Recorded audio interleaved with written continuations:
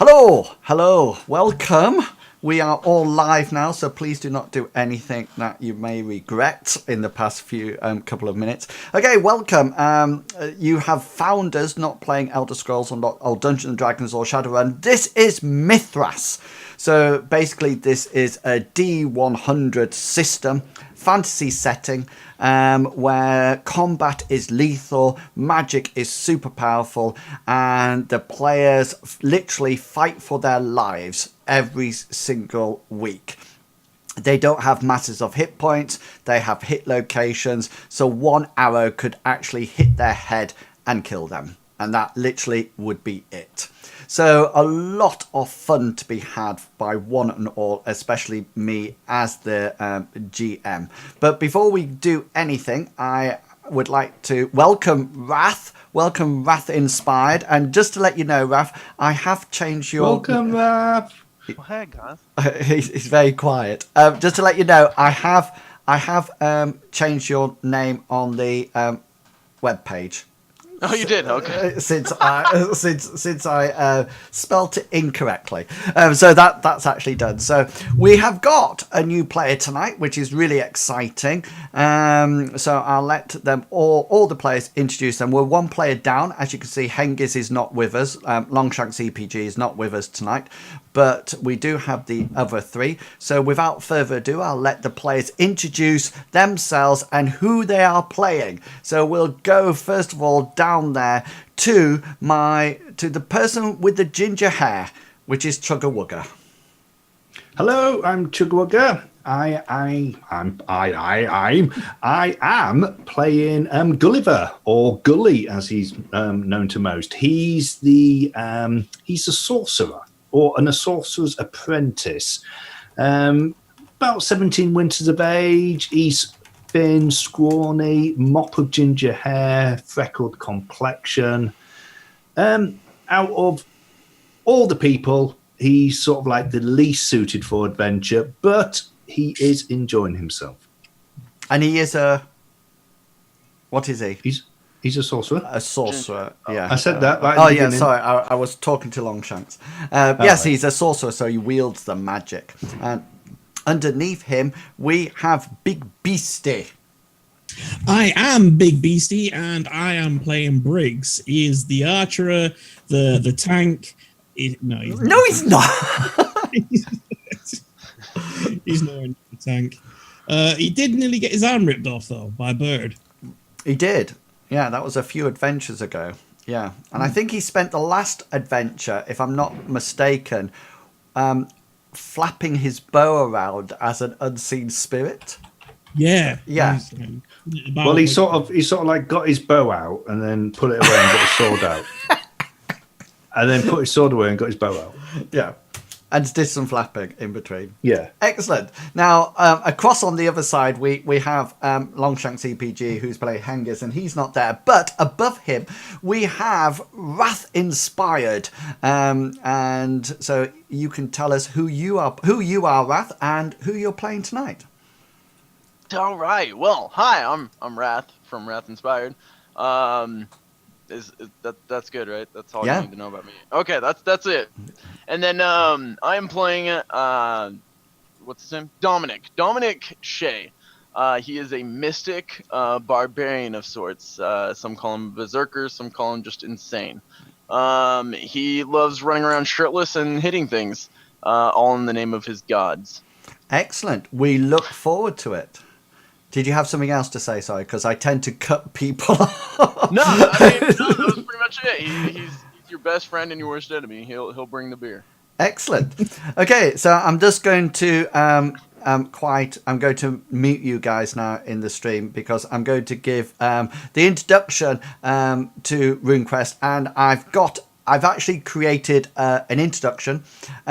Unfortunately, it's not a new introduction because I like the D&D one so much that I've just recreated it and just like swapped things around. So here, without further ado, is the introduction. They're talking in my ears, even though they know that they can't be heard on the stream. Without further ado, here is the introduction to Mithras.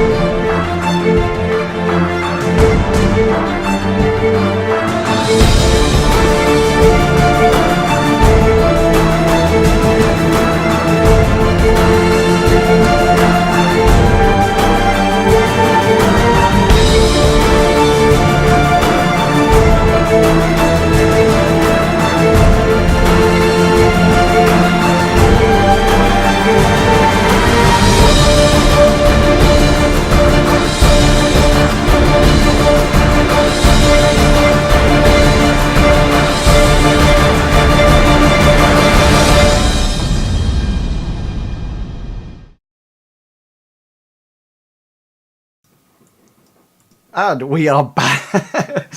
Longshanks is not speaking to me. He finally gets there, and he's not in the introduction. He's most put out. Who's laughing? I'm sorry. Well, do you know I've worked very hard on that, Raph. Very hard. Awesome. I'm jealous. I want one. Oh, well, Awesome. I just use the same one and change it. You obviously, actually, my favourite one is actually Shadowrun. I actually love the Shadowrun intro, but I really do like that. So anyway, but we're playing Mithras, so let me give you a quick synopsis of what's actually happened in the campaign so far. So all the party, including Dominic Shea, have come across from an old land and have approached, come into a new land, and they've all come here for various reasons, some of which have been shared with the party, some of which have not. And they have approached or arrived in a place called Lindo. And they arrived a couple of weeks ago, and they have been staying in the tavern called the Hairy Hobgoblin. And while they were there, they were accompanied by what can only be called as an animist, who actually controls spirits in this game, called Lady Miko, who was a rather old lady and rather fragile, but still managed to hump up her skirts to climb down ladders, despite the party thinking that she wouldn't be able to do it. Anyway, the tavern owner, who was called... He was called Baron. Basil Earless. Basil Earless, who could regale you with various tales of how he actually lost one of his ears. Actually came up with a problem, and that he was losing some of his goods. The party very bravely stepped forward and decided to actually work out why this was happening and to solve the mystery. They eventually went underground and came across, after narrowly missing a variety of traps, came into an underground cavern where they were attacked by not only strange dog-like creatures, but what appeared to be a huge spirit, ghost-like spirit that Lady Miko engaged on the spirit plane and fought long and hard, gaining quite serious wounds while she did it, only to be knocked unconscious at the end when everything was done and dusted. Gulliver also got a rather nasty shock, because it appeared that one of the dog-like creatures actually possessed a amulet or medallion similar to the ones that he actually uses to cast his spells. Everything was sorted, the trapdoor was sealed and put, heavy crates were put over it, and the party sat down ready to receive their 1 month free board from Basil Earless in the Hairy Hobgoblin. Hengers at that point actually produced a small slip of paper or parchment and presented it to Basil and asked whether or not he had seen the symbol of the double-headed snake. That Hengers is actually trying to find the people who have caused disruption to his family. At that point, and as we left it last week, Basil Earless looked very pale. The colour drained from his face, and he looked quite shocked as he stared down at the two-headed snake image. Now, guys, just because Hengis is not here at the moment, what we're going to do is that Hengis and Basil are going to go off into a side room and actually spend some time having a talk about what actually is going on and how what may the symbol in relate to. So some of you I think were lucky enough to actually get some experience rolls from last week, from last adventure. So first up, what we'd like to do is quickly, if we can, so we can move on with the adventure, actually decide where you would like to roll those and so we can actually get them rolled in preparation for the rest of the adventure. Okay, well, Gulliver doesn't have any fumble rolls to do cool. Because he didn't fumble. He's got 2 experience rolls. Excellent. He's going to spend them both. The first one he wants to do is to try to increase his folk magic, which currently stands at 43. 43, excellent. And I have a intelligence of 14. Okay. So I'm rolling 1d100, adding 14, and I need to get above 43 in order to progress. Yeah. In order to progress. So this is my folk magic roll. I got 51, so that's a progression. Okay, so roll 1d6 plus 1. And I have 7 on that. So add that on to your roll. Which puts him up... 54. 24. No, he's on 43. So he was on 43. So 43 takes him nicely up to 50 then. Yeah. And then the other one that he wants to do is his evocation. Cool. Which is currently on 48. So once again, I'm running 1d100 and adding 14. Okay. I got 52, so that has taken it. That's nice. Yeah. So 1d6 plus 1. This is 1d6 plus 1. And this time he got 5. So that's going to put him up to 53 on his evocation. Excellent. Okay. Briggs, what would you like to roll? How many experience rolls do you have? I've got 4. Okay. So Briggs didn't use some last time, so... Okay, so where would you like to roll them? Sorry, that was me clicking by accident. I would like to put 2 in my bow and you can only put 1 in each skill, each experience roll. Right, we didn't know that. Okay, I think that's why he had things left over from last time. Then so put 1 in your bow to start off with, so that'll be fine. So roll 1d100. What's your intelligence? 1d100 plus is 8. 8? Yeah. Is that right? Very intelligent chap. 5, 6, 7, 8. So that's actually below your huntsman skill, so that actually stays the same. Where else would you like to roll it? So that's down to 3. Does he get 1% for a fumble, a failed one? If you fumble a skill, you got its ticked. So he's actually got endurance ticked, which means that I go up by 1. He's got insight ticked, which would go up by 1 as well. So those right, but if you fail your experience roll, you don't get any. No. Right.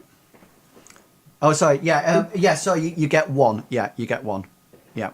So your huntsman is now 58.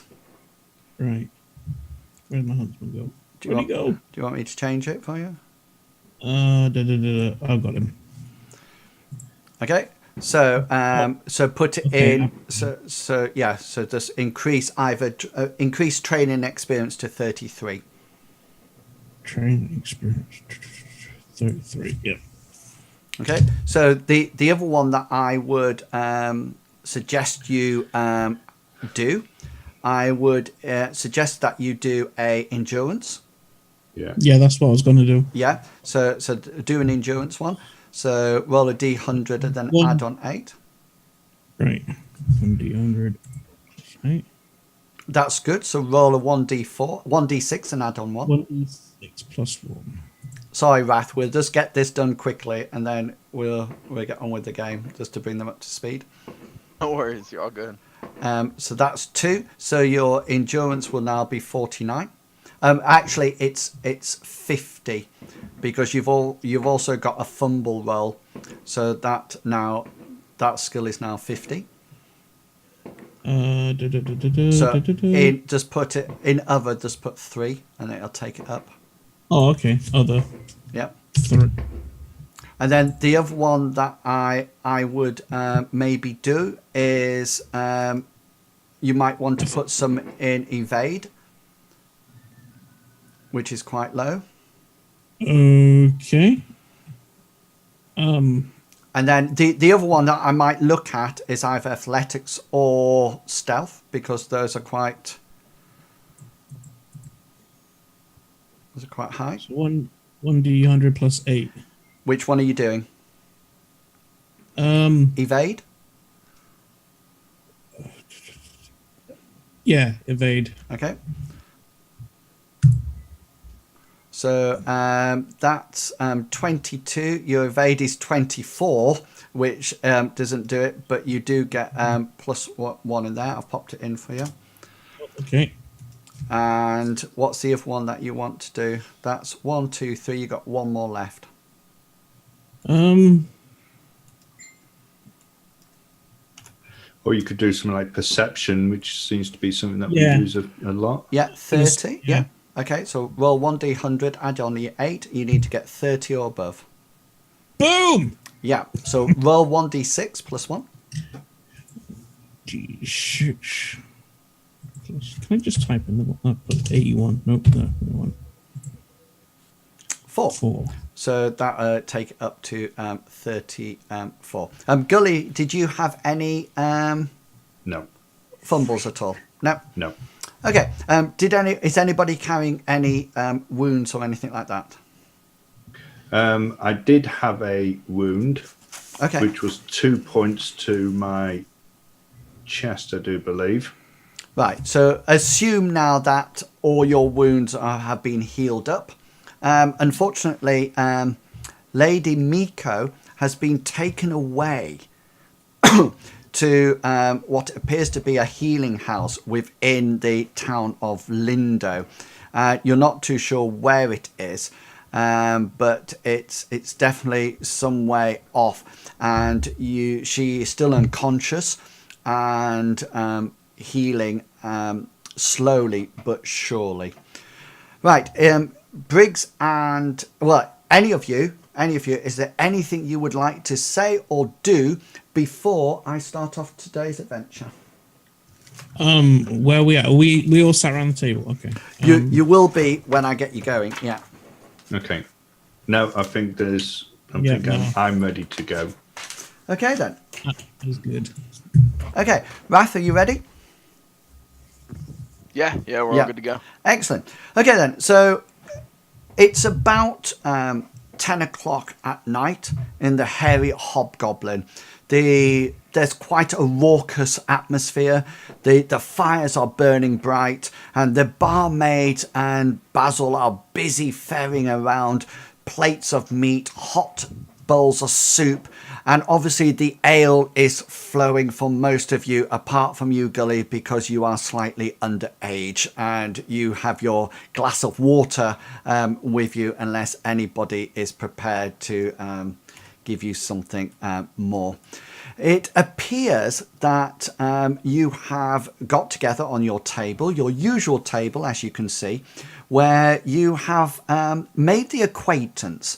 You have gained a friend, it would seem, because as you've sat and enjoyed the free food, Basil has brought along a rather gruff-looking man who has come and joined your table, and Basil sort of like says, "Oh, gentlemen, this is somebody who seems to be in a similar line of work as you other people. He has helped me out in the past, and I suggest you form what would be a very sensible party." And he brings over some extra chunks of meat that appears to be slightly bigger than a chicken leg, but not as big as a turkey. Is there any extra cheese? He can bring you cheese if you wish, and some bread, and what appears to be lard to spread over the the bread before you eat the cheese. There's no butter on the table, so to speak, and it seems to be quite a protein-rich diet here at the moment. There's a couple of grapes put on the table as well, but apart from that, that is it. And you sort of like sit down and sort of like there's that brief moment of silence when you sort of like look at each other, and then it always seems appropriate in situations like this that it is Gully who breaks the silence. Hello. I'm Gulliver. Well, I'm Gulliver, but everybody calls me even Gully or lad or boy. That's what they call me. And this is my friend Briggs, but everybody calls him Briggs. He doesn't talk much, does Briggs? Do you, Briggs? Do you? No, he doesn't talk much. That's because he has a stammer. When I was an orphan, I had another friend who had a stammer. He was called Sheep. He wasn't as good at skimming stones as I was. Sheep wasn't his real name, of course, but that's what we all used to call him. His real name was Barnaby, or something like that, I think he was called. Anyway, we've got another friend as well. He's called Hengist, and he's not here at the moment. He's out searching for his sister, who was going to marry a two-headed snake or something. I can't exactly remember exactly what she was going to do. But yeah, who are you? You're dying of laughing. At this point, I must have said Solomon. Dominic sets his. Oh, geez, hello, camera. Dominic sets his drink down after he's been, drinking away the entire time this boy's been talking. And he goes, "That was quite the story you just told. I already kind of like you. Yeah. My name's Dominic Shea. Just fresh in town. Met this lad. I don't even remember his name. The bartender. Basil. Oh, you met Basil? Basil, yeah. He's only got one ear, you know. Have you seen? I think he lost it in a shark attack. That was hard to not notice. Just first off, I'll be honest with you on that one. But yeah, I met him and ended up helping him out with something, and now I get to meet you, lovely chaps. And I noticed your hand's not full. You need a drink, boy. No. I don't drink. Master Healy says that clear head, clear mind. He says I don't touch any of the alcoholic stuff. It's best that I don't. Right. Well then, but if you've got some cheese, I'll have some cheese. No, I didn't bring any cheese with me. Oh, right. Sorry. Pockets. Gully looks a bit disappointed. How is he dressed? Not at all. Is it? Right. No, I'm just kidding. Currently shirtless. Tattoos and scars pretty much covering most of his body. Wearing laminated pants. I believe is the scale. He has scale. He has almost like a scale skirt over them, so the top, you saw like your groin area is protected by scale, and then your laminated pants goes down from there. Which, if you guys don't know what that is there in stream, I learned that it's better than hide, but not quite scale. It's like an in between. Am I correct there? Yeah, totally correct. Never heard. I just know like laminated paper, and I was like, my legs are. But I learned. So, laminated pants with like a scale, like male skirt, like mert over the top, and currently shirtless and tattooed and scarred. So Briggs is gonna look him up and down, and he's gonna feel pretty intimidated because he's like this big buff guy, and Briggs is just like a little scrawny bowman.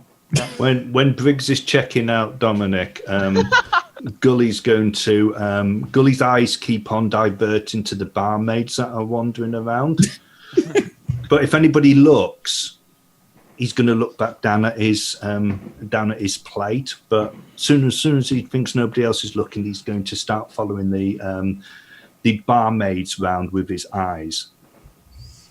And every time one comes within distance of the table, he's going to go, hello. Every time he sees them. Do I notice this? Yes, yeah. Oh, you'll notice Gully doing it, yeah. Pretty obvious. I'll kind of lean in on the table and I'll be like, do you want me to call him over? Gully will just go bright red and go, no, it's okay. No. Oh, you sure? We can meet their acquaintance. No, Everyone would like a warm bed for the night, eh? No, it's fine. No, I have a pot that I put in mine with some coals in it. As you sort of like catch the eye of several barmaids, Gulliver, you notice their reaction can be quite varied. Sometimes they just sort of like smile at you. That warm, friendly smile that a mother might give to their son or daughter. Some of them give you a casual wink. As they pass. And your favourite one, who seems to be a rather young looking girl, maybe probably about Gulliver's age, but very well developed in the upper part of her body. And she a big head, and very big biceps as well. And she takes a very special sort of like look at Gulliver. And you do notice that she's frequenting your table a lot more than the other barmaids. And you also notice that she often comes to the right of Briggs as you're looking at the map and sort of like leans forward with the plate of food, exposing her cleavage towards you in a rather provocative manner, and then just sort of like gives you that wily smile, and then suddenly sort of like casts her eyes down somewhat, and then walks away. Gully his eyes will just follow her as she's going. Yeah, and then he looks back and just stares down at his plate as if she's obviously she realizes you're looking without looking back at you. You know, she's obviously using her feminine charms at this point. Is there any entertainment? Say again, sorry. Sorry, my roll 20 does crash. Yeah, say again, sorry. Is there any entertainment going on? No, it's a very noisy tavern, but it's mainly just people talking and enjoying ale for the night and just sort of like interacting with each other. Okay. Gully's going to... Dominic, where's your axes? Just out of interest, I was just pondering. Do you have any with you? Or... Oh yeah, I wouldn't go anywhere without them. At this point, I probably have both the hatchets kind of strapped to my belt, and then the like the battle axe. Yeah, the battle axe probably just like laid across my lap. Okay, so you can see this, Gulliver, especially from where you're sat. You can see the battle axe, and Briggs, you are aware of this, and Briggs, if you want to get a clear indication of what Dominic looks like, you know, then just picture myself, you know, and that would be a fair, you know. Hang on, you don't have tattoos.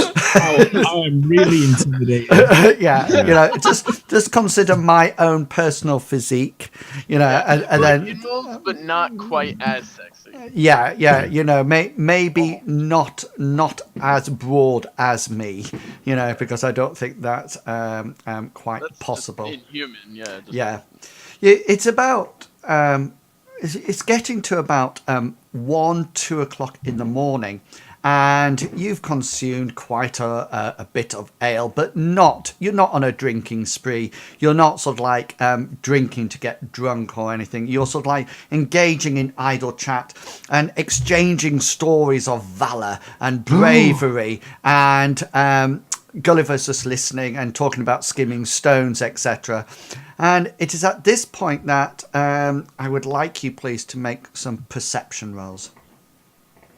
So on there should be a little dice, Raph, near to your perception, and if you just press that, it'll come up in the chat. It's not modified via alcohol or anything, is it? No. Why is Briggs's fatigue still? What? Okay, I'll just have a look. It says hard due to fatigue. It's probably because he hasn't changed his fatigue level. Where's that? It's gone. It's changed now, don't we? Okay. While you all stood there, Briggs, Dominic, you're almost like your feral instincts sort of like kick in, and you notice over at the doorway a rather smartly dressed boy. It's definitely a boy. You figure about an age of 12. He seems to have some kind of uniform on. It's sort of like grey pants, grey trousers, and like a tabard over the top. And he sort of like opens the door and he looks quite shocked for a moment. And then he goes over to Basil. And they exchange something backwards and forwards. And then Basil points over to your table, and the young lad comes across to you, and sort of like gets just to here in between Gulliver and Briggs, and sort of like comes up and sort of like almost like bows. He sort of like thinks he doesn't know whether or not he should actually salute or anything, and in the end he just bows and says, kind sirs, I bring. He's rather out of breath. You can see that he's sweating a bit and his face is a little bit red. He says, I bring a message to you from my master. Gulliver hasn't noticed any of this when the person's been coming in. He's when all that was happening, he was actually in full spiel of one of his stories, because he's now got somebody else who he can tell the tales to of his adventures that he's had so far. And as this boy came in and had gone over to Basil, Gulliver's there telling Dominic, and he's going, and on the beach there was this giant scorpion, and Hengist tried to hit it and he couldn't, and Briggs was firing arrows and he managed to get it in the claw, but then I took out a throwing stone, a special throwing stone, and I threw it and it hit this giant scorpion on his head, and it killed it. And then when the boy gets to the... Hang on, just at that moment, Dominic, can you just roll an insight check for me, please? Yeah, of course. Just during that entire story, I'm really just, my main focus is trying to figure out if he's ever been with a woman or not. Right, yeah. Okay. My whole goal is to try and get him laid tonight. So I'm chatting up the waitress, getting her name, seeing, what she's doing after work, like if he's ever been with a woman, if he needs like tips or pointer, like that's my goal. Yeah, cool. All right, insight right there for you. Insight. Yeah, you figured that Gulliver is actually telling the truth about he these. Seems like a great guy, yeah. These wild stories, and you actually do believe that he took out a giant scorpion with a stone, and actually did it. And just to prove it, Gulliver puts his hand in his tunic and comes out with a stone. Oh, thank God!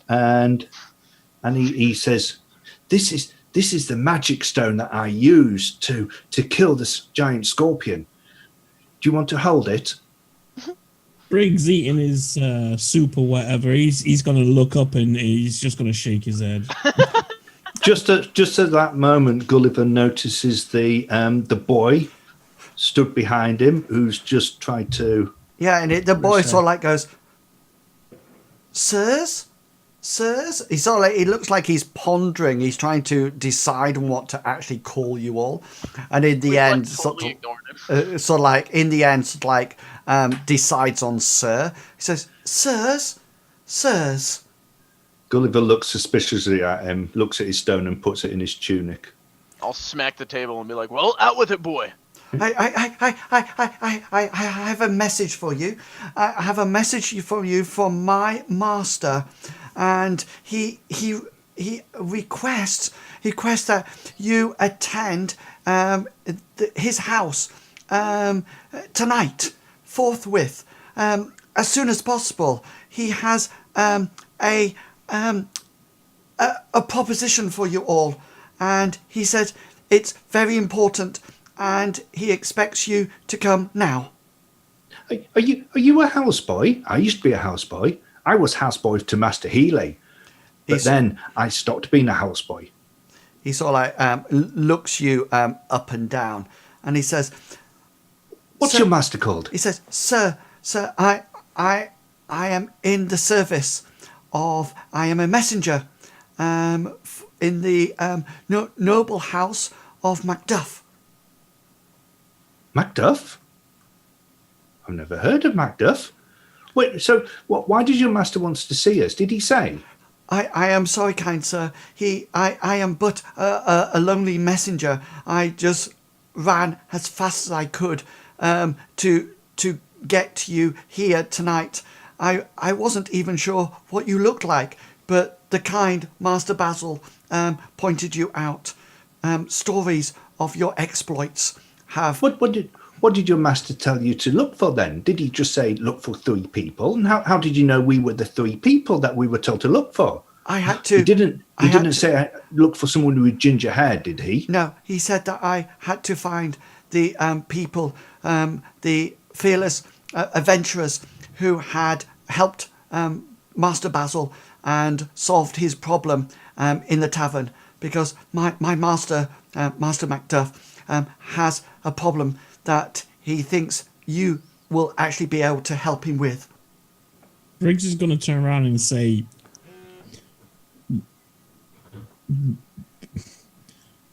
"What is it?" I am sorry, kind masters. My instructions are to bring you forthwith. Are we going now? To the noble house of McDuff, in order for you to meet my master, Master McDuff. And that is all I know. I have one question only for you, boy, and you better answer straight. What's for dinner? I am not sure that dinner is available at this late hour, kind sir. We had dinner some time ago. That's a good point. I forgot. I lost track of time. Been here a while. You sort of like... What's your name? You sort of like think Dominic. that his he almost like looks like he's quite close to tears now, as if he sort of like feels that he's slightly out of his depth, and he doesn't really know how to sort of like react to adventurers such as you, and he sort of like repeats yet again, "Please, kind sirs, please, can you come to my master's house?" Briggs is going to grab his bow and stand up. Yeah, Dominic will lift up his battle axe. That's the word. Lift up his battle axe, grab his chest piece armor off the floor, and kind of throw it up over his shoulder and be ready to roll out. Gully's going to he's going to grab whatever cheese he can see on the actual table and put it in one of his tunic pockets, and then the knife that he's been using to cut his food, he's going to stick in his scabbard at his belt. His other stuff's going to be up in his hotel room at the moment. His hotel room, his in room. His suite, top Yeah. floor. Yeah. Real nice. So his backpack and his he'll have his quilted tunic on that he has, his padded tunic, but his backpack and his cooking pot and all his other stuff is going to be upstairs in his room. Okay. And he's going to stand up and he's going to say, "Well, we best be going then, better we?" And the messenger turns around to you and says, please, kind sirs, do follow me." And he sort of like leads you out into the tavern. And when you get outside, you see there's an open back wagon there. that it doesn't have any canvas over the top, but it's obviously used for ferrying people around.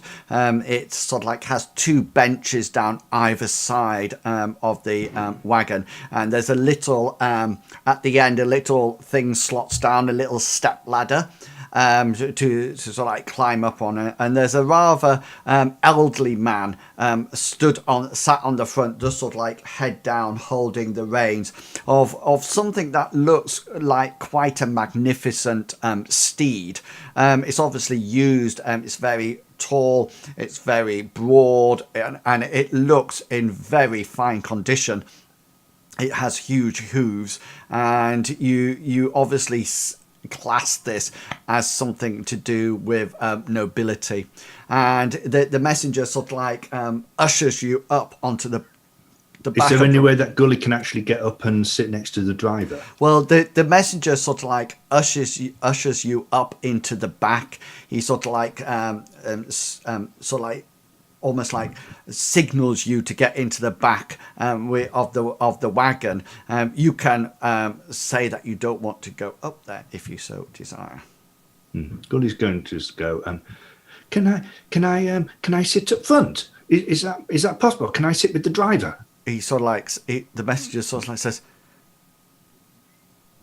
Gully's going to go. Says, I think your master said that that you probably had to bring us here no matter what. And to be honest with you, I really could do with sitting up with the driver, if that's okay. He says, and he's going to try to use his influence. Go for it.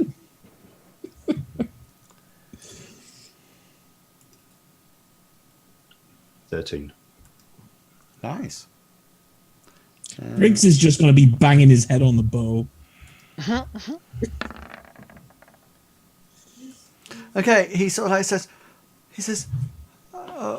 okay.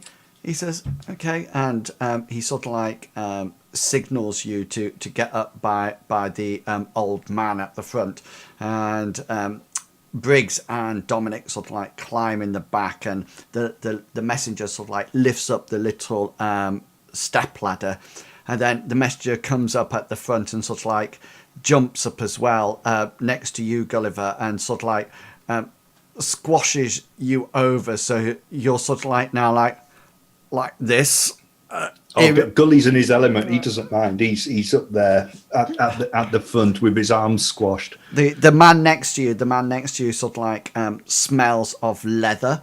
You think he's probably some kind of tanner or something like that, and he's very moody, and he's smoking what appears to be some kind of foul-smelling tobacco, and the little lad sort of like crunches up next to you, because that's obviously his seat, where he normally sits, and that's where he's taught to sit. So you're sort of like sat next to him, and he's looking quite uncomfortable, and the old man on the wagon sort of like whacks the reins, and the wagon jolts and starts clopping its way down the cobbled paths of Lindo. You do notice just as you set off that a rather bonny young lass appears at the doorway of the tavern and looks out, and Dominic and Briggs, you notice that it's the girl who was trying so hard to get Gulliver's attention earlier on in the evening, and she just sort of like looks out, and she almost like puts her hand up to wave, and seeing the back of Gulliver's head, because he's sort of like his arms are trapped there, just sort of like puts her hand down and sort of like a shoulder slump, and she sort of like walks back off into the tavern. The journey doesn't take that long at all. I'm going to pop you onto the map. During this journey, I wanna set my battle axe down on the bench and make small talk with Briggs. Briggs is the name, right? Briggs. And in the middle of a conversation, not even breaking stride, not even stopping the conversation, no breaks. I'll stand up and just kind of whip out my pecker and just kind of piss off the back of the wagon there, just kind of with my head turned, still talking to him, just kind of, Finish up, kind of turn around, walk back over, still shirtless, just hanging out. Cool. Now, as you You're muted, Big Beastie. Yeah, sorry about that. So yeah, seeing him doing that, Briggs is gonna try and act is tough. So he's gonna stand up, but he's not gonna be able to piss because obviously he's not I'm like that. He's a bit intimidated.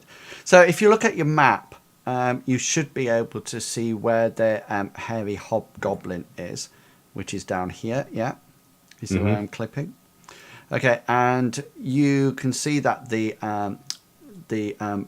journey on the wagon takes you through the streets over to this point here. You see? Yeah. And then it goes up onto this raised hillock area of Lindo that you know already to be the wealthy end of the town. And if you remember when you first arrived with Captain Seatide on the wave crest, this was pointed out to you. You do notice that as you come up the slope and enter this noble area, that you suddenly notice within this sort of like section of the housing on the town, you do notice there's a regular patrol of town guards that are walking backwards and forwards in twos, walking around. And in the short distance that you travel to house number 2, you should be able to see house number 2 now. You notice 2 or maybe 3 pairs of these guards, and you get this feeling that this is a very protected part of Lindo.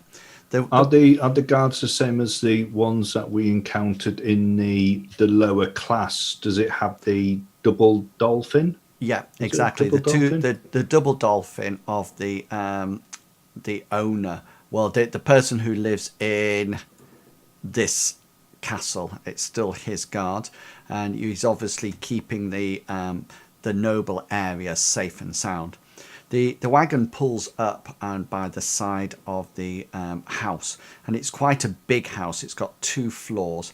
It's very ornate looking, and the little lad sort of like accompanies you in through the servants' entrance. You're not allowed to go in the main entrance, through the service entrance, and he sort of like brings you up a series of stairs as you probably get to what you consider to probably be the second floor, or the first floor, sorry.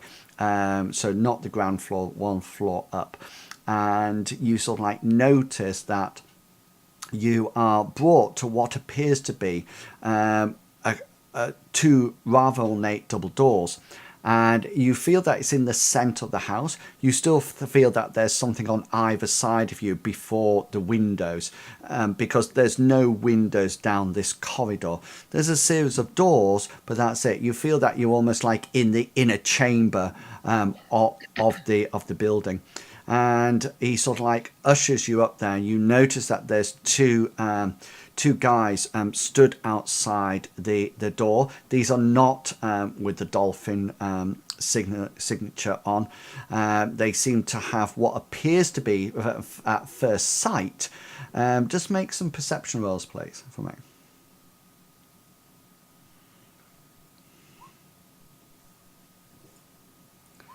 Oh, go on! So when you see a star, Dominic, that means you did a critical roll.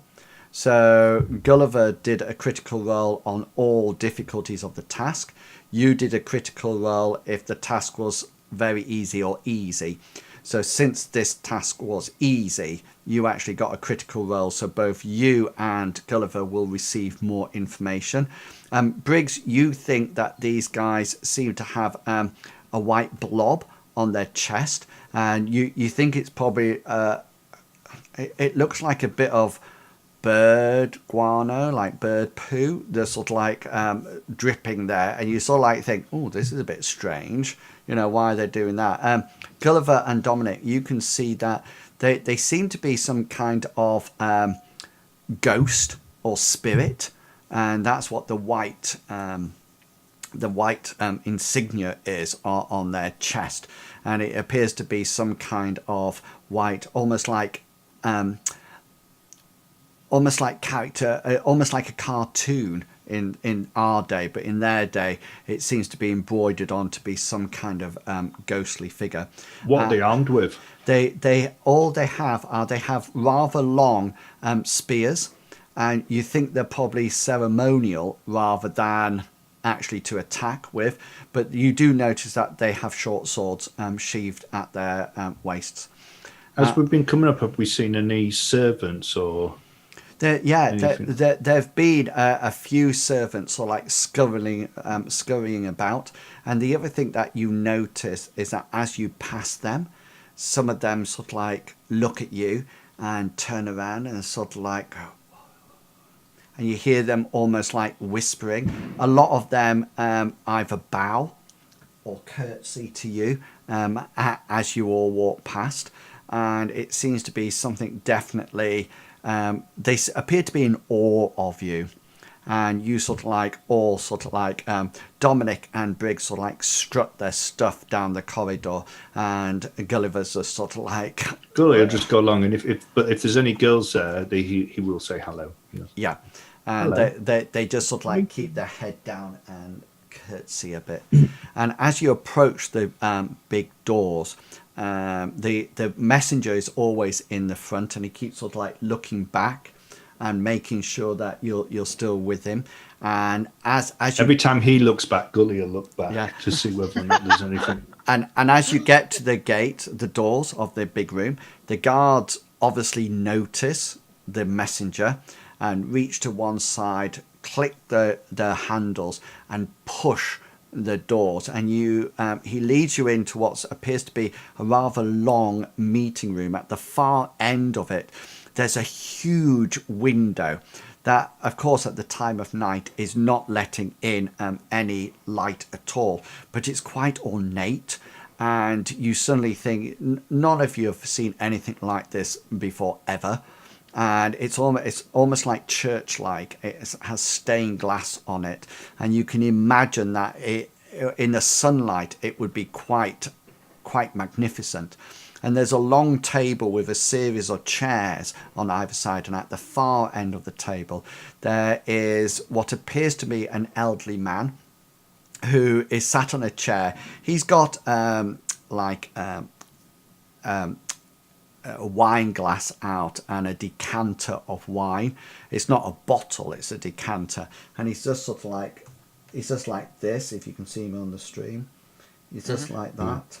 And then once the doors open, he suddenly he looks like he's almost like being asleep, and the messenger comes up to him and says, Master McDuff, I brought them. And as soon as Gully goes into the room and he sees how big it is and this window, I mean, Gully's never seen anything like this before. I mean, compared to Master Healy's house, oh yes, this is. I mean, this is unbelievable. So he's just sort of like jaw dropped, just sort of like looking round at the room, and when he sees the big glass window, you hear him going, "Wow!" Yeah, and it's just sort of like huge. This whole place smells of wealth. You know, this is a noble house. Dominic and Briggs, you have never seen anything like this before. Even the tables. The table legs are ornately carved, and the chairs, the back of the chairs are huge and ornate across the top. And even down the side, there's huge tapestries or some kind of flags that drape down off the wall. And off to one side, there's still a billowing fire burning. It's not embers; it's still burning. You know, at this time of the night, it's about 2:30 in the morning now. You sort of like look over and think, wow, you know, this is not a place for the poor. Is there anybody else in the room apart from us, the messenger, and McDuff?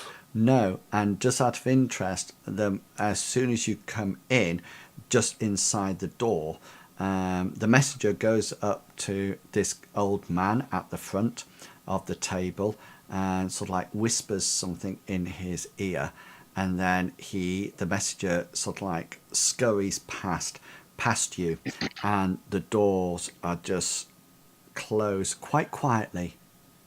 Did the messenger, did he have the same insignia on at all, or was he just dressed normally? Okay then, if you roll, this is why I like in Shadowrun when we have a memory roll, because I like it for things like that. Roll your, what would you like to roll for it? Do you have any suitable skill? If not, we'll just roll W intelligence. I don't have any suitable skill now.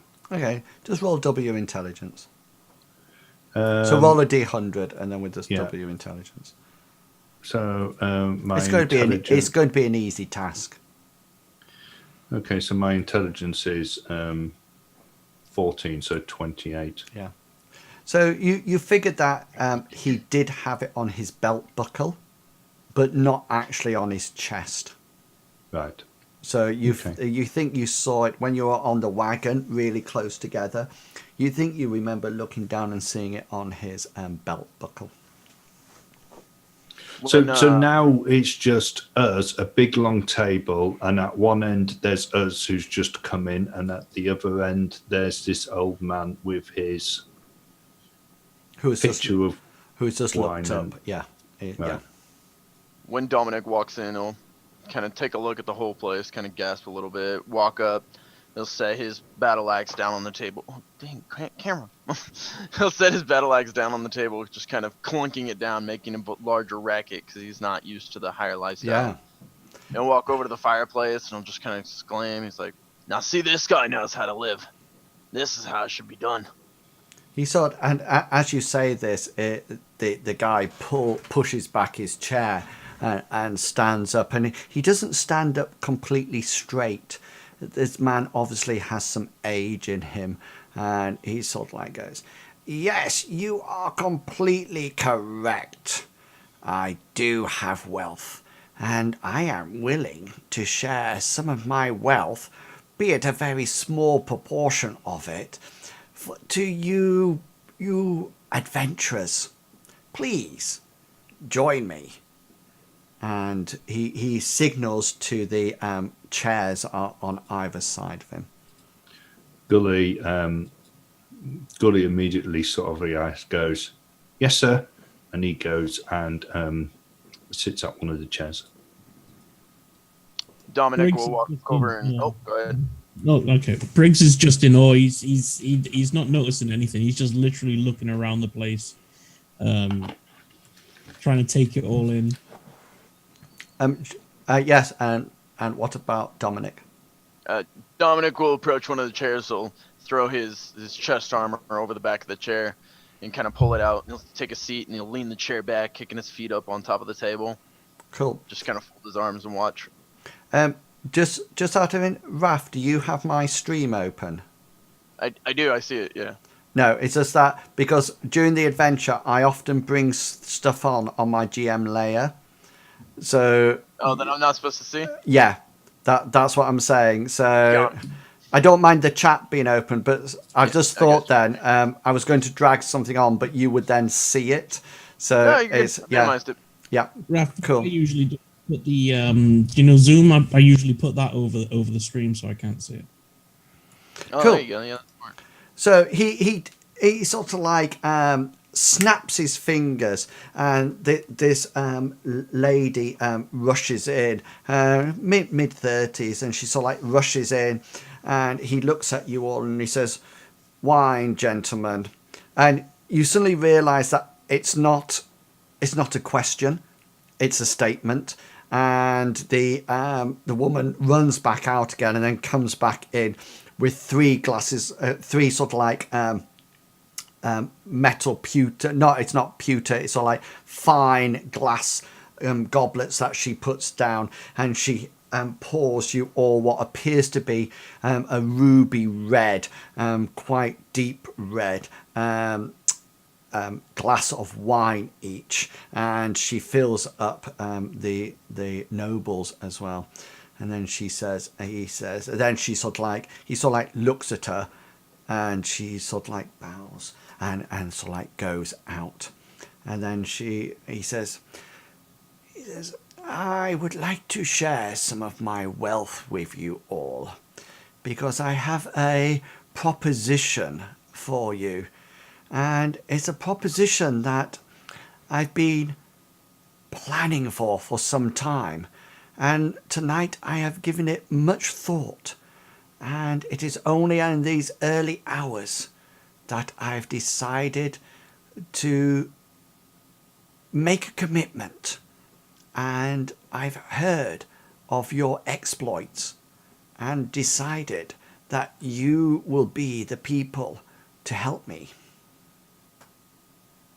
Gulliver's very quiet. He just nods, but he doesn't touch the wine. He doesn't drink. While he's saying this, Dominic's over there picking up the glass, like looking at it, kind of sticks his fingers in, and is like, he's used to like mead and like the rough drink. He's never seen wine, so he's like, just downs it all. Yeah. It's incredibly sweet, and yet it gives that nice burning sensation in your throat and to your stomach, a bit like modern day brandy would. And you just sort of like think, that was nice. Briggs, what would you like to do? Briggs is going to take he's going to see sorry, what's his name?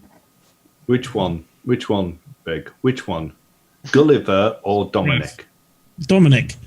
He's going to see Dominic do this, and he's going to puff his chest, and he's going to take a big gulp of the wine, but he's going to immediately spit it back in. Back to the cup.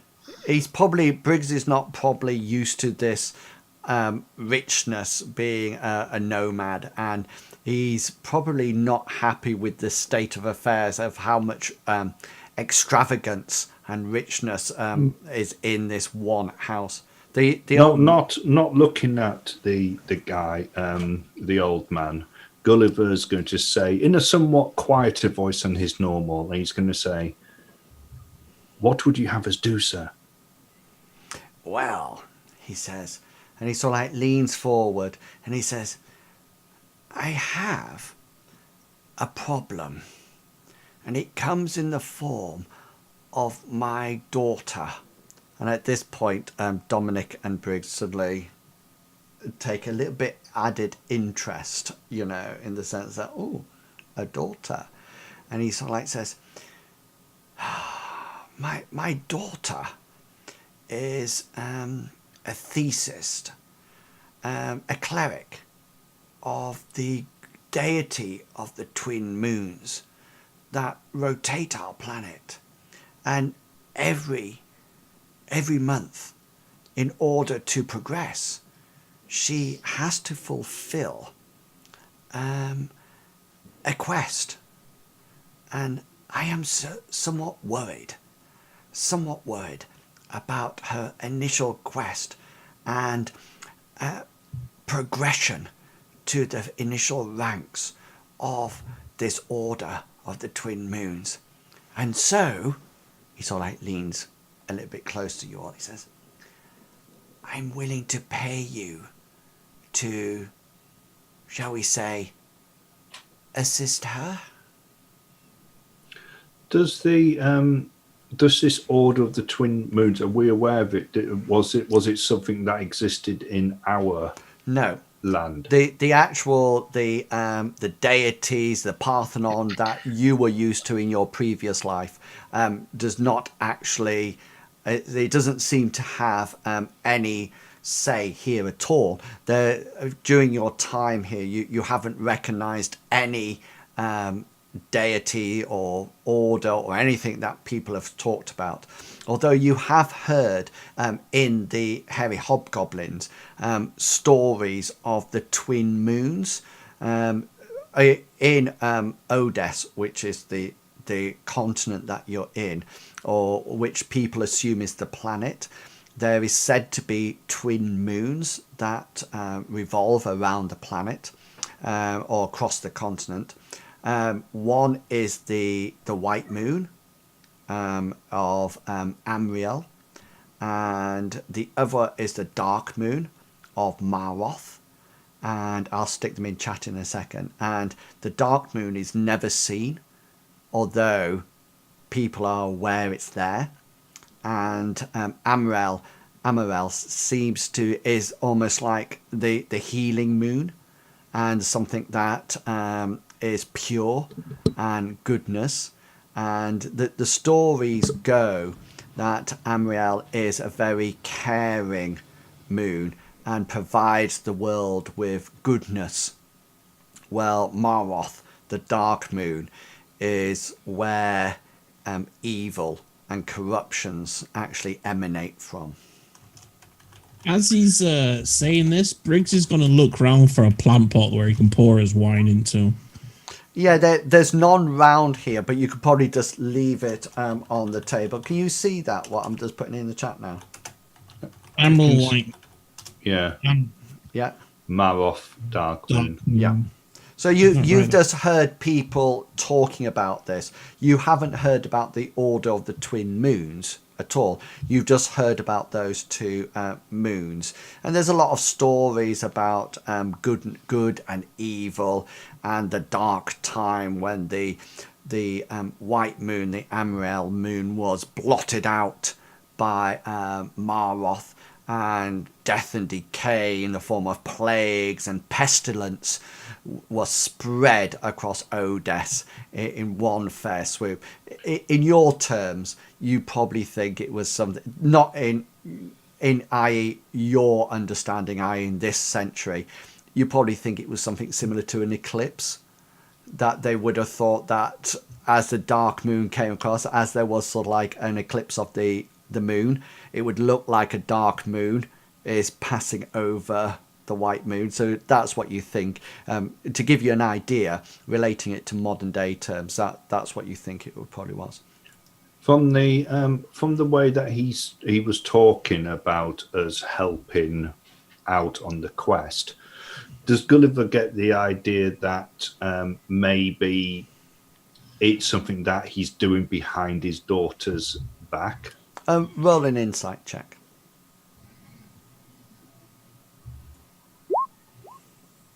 Yeah, you don't think so. You think he's actually asking you to do something very legitimate, and okay. You just sort of think, this sounds fine. So Gulliver's going to say, can you tell us a bit more about the task that your daughter's been given and how we can help, sir? Yes, he says.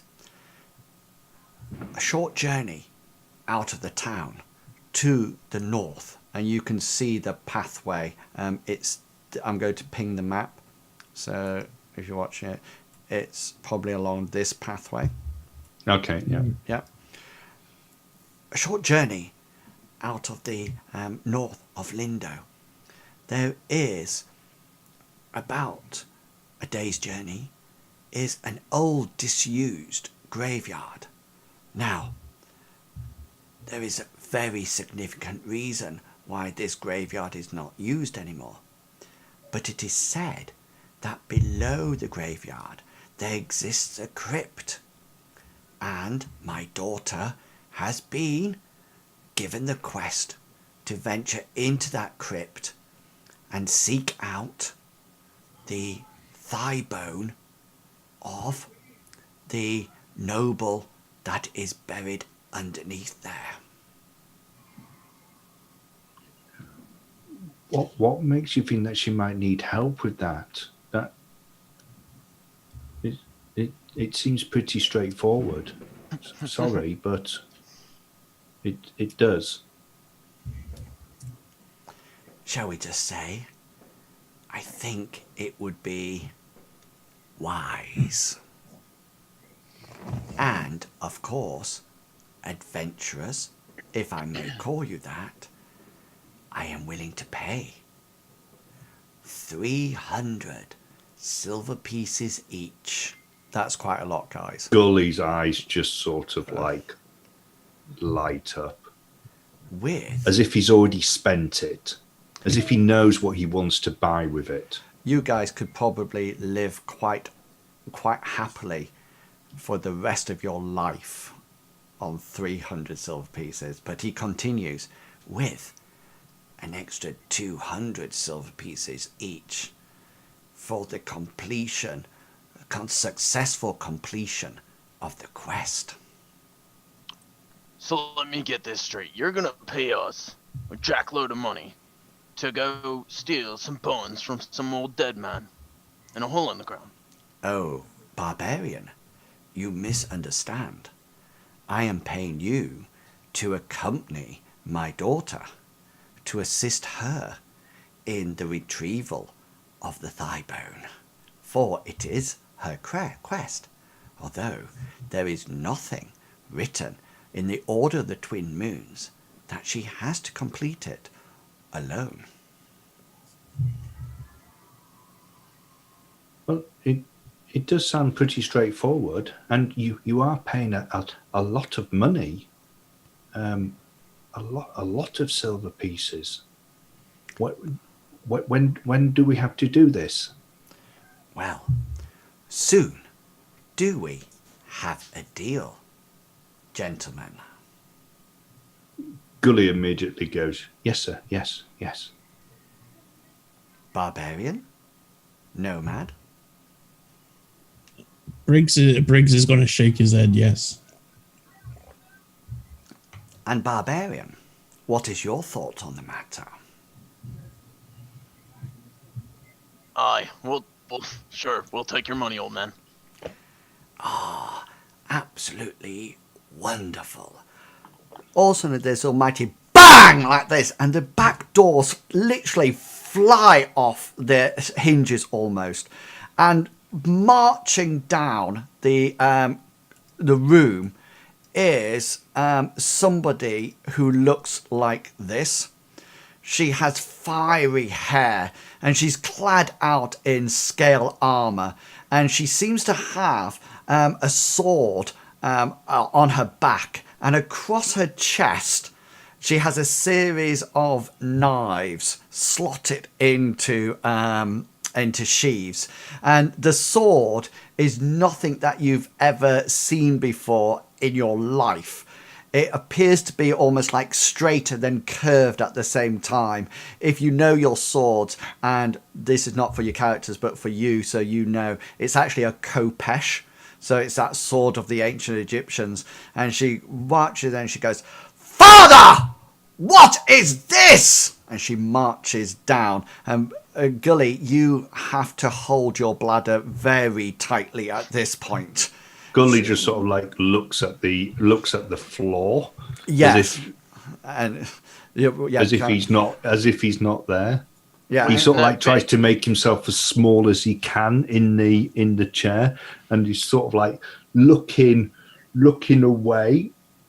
So as if to sort of like thinking if they catch, if they see him out the corner of his eye, he might be in trouble. So he's just there, quiet. Yeah. Briggs and are like, oh my god, she's gorgeous. When that bang happens and the doors fly open, since Dominic's all leaned back in his chair, he's actually gonna like flounder and fall back out of his chair. Yeah. But he'll like roll to his feet and have like both his hatchets like, what's coming? Just roll an athletics roll for me. Oh god, we're not gonna. Okay, here we go. Yeah, you do it. You actually do that precisely. You feel your chair moving backwards, and you somehow manage to roll off to one side. And as you do, draw one of your hatchets almost in a ready position. And even Briggs is quite impressed by this, and sort of like looks to one side. But this woman she seems to be furious, and she's marching down the room towards you. And the old man says, "This is my daughter, Ica." I'll just awkwardly, just kind of like, just like scratch my back with it, like that was. Yeah. Oh, I spelt it right as well. Yeah, and she sort of like marches down. She puts a cursory glance at you, Dominic, and you're sort of like normally, women normally drool and sort of like think, wow. And she just like looks at you and just almost gives you this look of disdain and disgust, as if to say, do you think you're impressing me? And she just sort of like walks past you, Briggs. And as she walks past you, she almost like sniffs slightly and looks around to see, as if to say, what is that smell? And she doesn't even seems to have noticed you, Gully. She doesn't. It's almost as if you don't exist at the present moment in time. Oh, that's how Gully wanted it to be. And she sort of like marches across, and she whacks her fist down on the table, and she says, "Father, please tell me you have not done what I asked you not to do." At this point, I want to run forward and I'll smack the table and be like, "Father, I'm with her." And he just sort of like turns round to her and always looks up into her eyes and sort of says, "I am sorry, Ica, my dear. The deal is set." And she looks so cross. It's unbelievable. And she just sort of like does an almighty sort of like huh sound.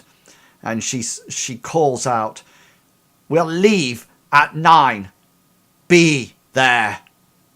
And just sort of like marches back out the door. And as she marches out, you see the guards who have no longer got their spears. It looks like they've probably dropped them somewhere before. So like reach in and sort of like bow a bit and quickly close the door. And he just turns to you all and says, "She's a bit feisty." As soon as she's gone out, Gulliver just sort of like breathes a sigh of relief and sort of like starts looking around again. Okay, so moving on, and then we'll have our first break because it's coming up to it. So McDuff, the noble Master McDuff, sort of like takes you back to the tavern where you could rest out the rest of the night and early morning. And then while you're going back, there is an opportunity to ask the driver of the wagon any questions that you wish. He seems to be a quite learned man, well known about customs, etc. So if there's anything you would like to ask him, if you think about it in the break, and then we can put that bit in, and anything that you would like to make sure that you get before venturing out for 10 o'clock the next morning, the wagon will be sent for you in plenty of time, and you are to meet Ica here. I'm pinging the map. Hang on. Here tomorrow. Tomorrow at 10, and the wagon. Was it 10 or was it 9? 10 o'clock, and the wagon will be sent for you at 9 o'clock to get you out there. And so if there's anything that you would like to buy, Master McDuff is providing food and provisions, and the wagon, he would also provide bedrolls if need be in the wagon. And it's going to be the same guy who is taking you back to the inn. He sort of like says, that he will see you tomorrow in the morning. But if there's anything you would like to ask him before you get up to this point, before you leave tomorrow, then in the break, have a think about it, and you can ask your questions then. So people in the stream, we are going to have a quick 10-minute break there, like we normally do.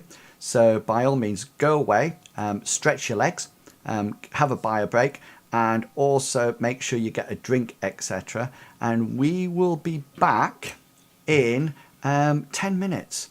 So please come back and join us when we'll find out what will happen as the party accompany a rather irate Ica to help her fulfill her quest. We'll be back in 10. See you soon.